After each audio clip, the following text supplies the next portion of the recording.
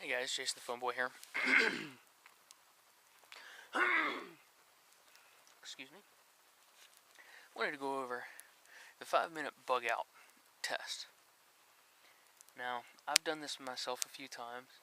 I've watched a lot of videos on it a few times. Well, I've watched a lot of videos on it.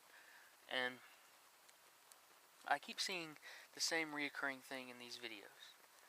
And I wanted to bring this to your attention because I'm not sure people actually, understand what they're doing. And even if they do understand what they're doing, are they doing it on purpose? Do they think about the fact that they're doing what they're doing? So I just want to kind of, ask the question. I watch these videos and I see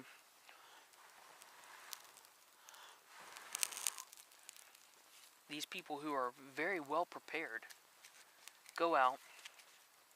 They say, okay, the buzzer's gone off. Shit hits the fan, the world's going to end. You have 5 minutes to prepare. So, they run around their house, and they grab a whole bunch of equipment, and they time themselves, and hopefully they beat 5 minutes. Well, one issue that I keep seeing happen time and time again is that people run through their house and they open up a gun cabinet. There's 15 guns in there. They grab a shotgun or an AK-47 and a sidearm and a box of rounds. And then they start, going into the kitchen. They open up a pantry that's just loaded with all kinds of foods. They grab a couple of pounds of food and they leave. Then they go to a closet in a room somewhere where they have a backpack, their bug out bag.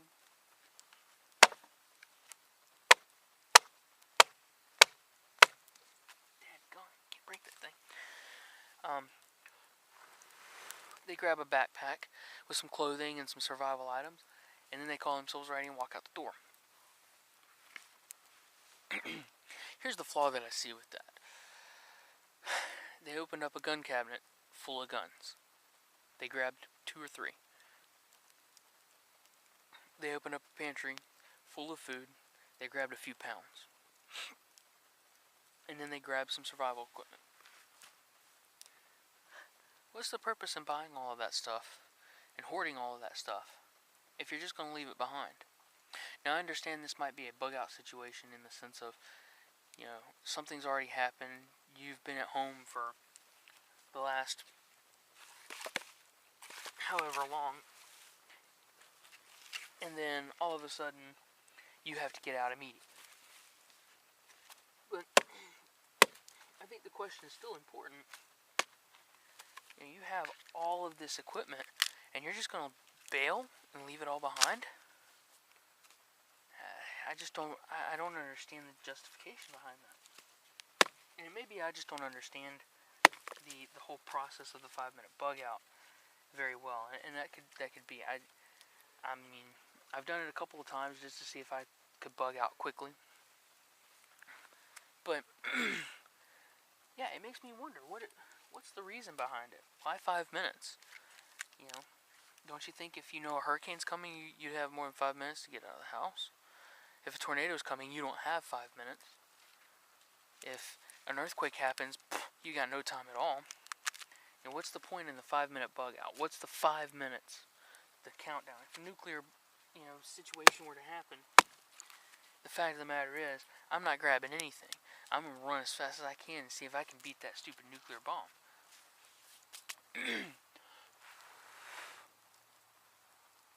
But I'm curious, because it really frustrates me is to see these people who have spent all this time and all this money preparing like that leave stuff behind that they've spent a small fortune on.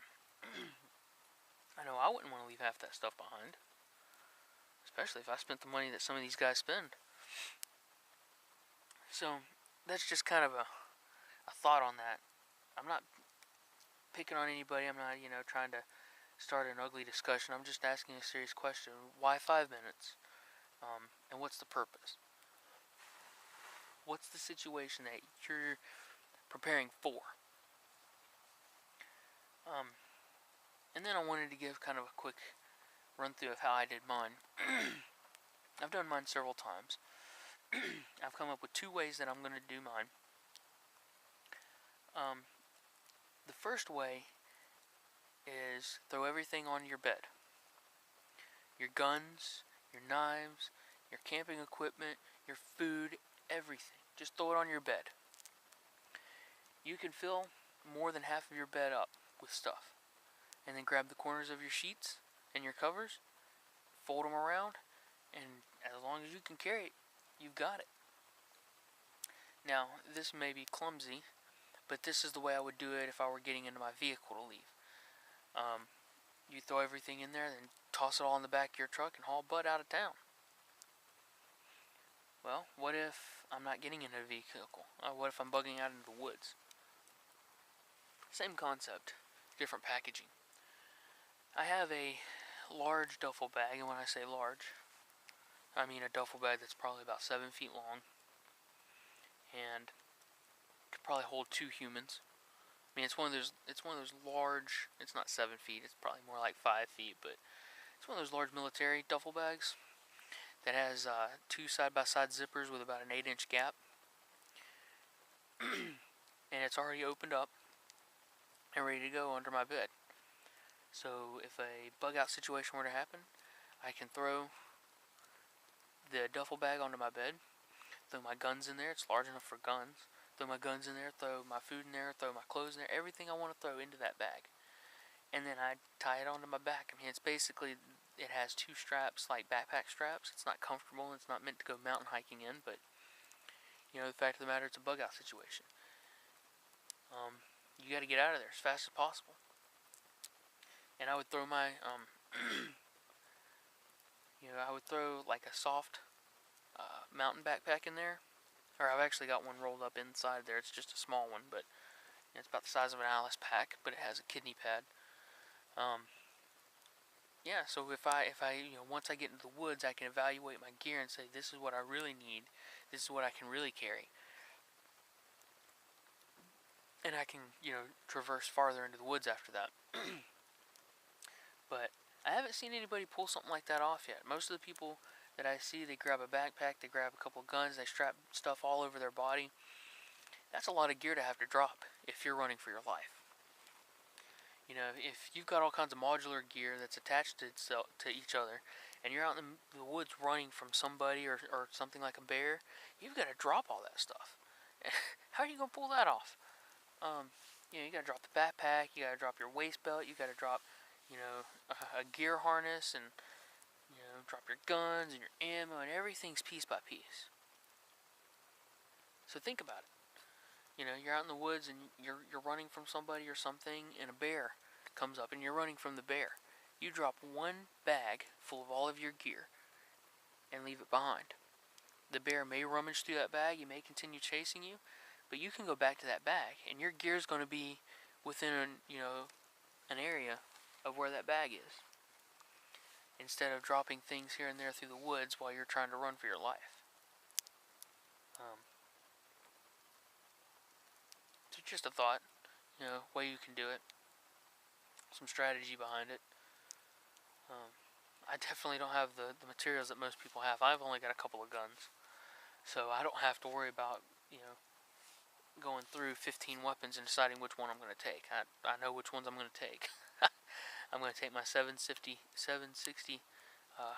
pump air gun and my shotgun, and I don't really have a pistol, and I'm pretty good to go. I get an air gun, which works really well for, getting small game, and I got a shotgun, which is good for defense. That's all I have at the moment. When I get a Mosin, I'll probably, have that, but I can also, that's another thing, in that large duffel bag, I can put, 5 or 6 guns if I want to. Whereas, you'd only be able to carry 2 or 3, or you might only be able to carry 2 on your person, and then a can of ammo. I can throw up how much ever ammo I want into that bag as long as it'll fit. I can carry a lot more ammo than you could normally speaking. Most of my shotgun rounds are in like those military ammo cans, but I've got a few bandoliers. I've got 200 rounds of shells in a bandolier, so that in a situation those bandoliers are flexible. I can throw them inside of a bag like that, you know, take up less space. So just some food for thought, you know, again, just a thought. So Jason the Phone Boy, appreciate you guys watching my videos. Shoot me a couple comments what you think, and especially somebody please explain to me this whole 5-minute bug out test. I have to know what's the point behind the 5-minute mark. So Jason the Phone Boy, and I'm out, guys.